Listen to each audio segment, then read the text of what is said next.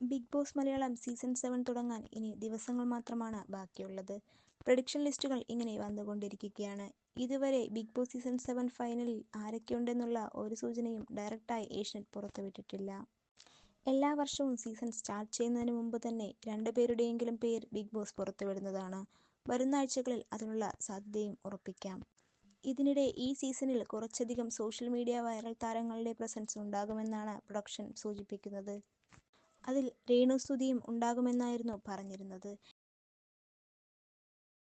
എന്നാൽ കുറ്റപ്പെടുത്തലുകളും നെഗറ്റീവ് കമന്റ്സും രേണുസുധിക്ക് ഒരു തിരിച്ചടിയായിട്ടുണ്ട്. അപ്പോൾ ഇന്നത്തെ ലിസ്റ്റിൽ ഉറപ്പിച്ച് ഒരാളുടെ പേര് പറയാൻ ഞാൻ പോവുകയാണ്. അതിനു മുമ്പ് ചാനൽ ആരെങ്കിലും സബ്സ്ക്രൈബ് ചെയ്യാതെ കാണുന്നുണ്ടെങ്കിൽ ഒന്ന് സബ്സ്ക്രൈബ് കൂടി ചെയ്യണം. ബിഗ് ബോസ് വീട്ടിലേക്ക് എല്ലാ വർഷവും ഒരു പാറ്റേൺ അടിസ്ഥാനത്തിലാണ് മത്സരാർത്ഥികളെ എടുക്കുന്നത്. അതിൽ ഒരു തർക്കവുമില്ല. പ്രഡിക്ഷൻ ലിസ്റ്റിൽ ഒട്ടും വരാത്ത പേരുകൾ തന്നെയാവും സീസൺ സ്റ്റാർട്ട് ചെയ്യുമ്പോൾ കാണാൻ സാധിക്കുക. എന്നാൽ മറ്റൊരു പതിവ് ഏഷ്യനെറ്റ് സീരിയലിൽ തന്നെ ലീഡിംഗ് താരങ്ങൾ അതിൽ 1-2 പേര് എല്ലാ വർഷവും സീസണിൽ ഉണ്ടാവാറുണ്ട്.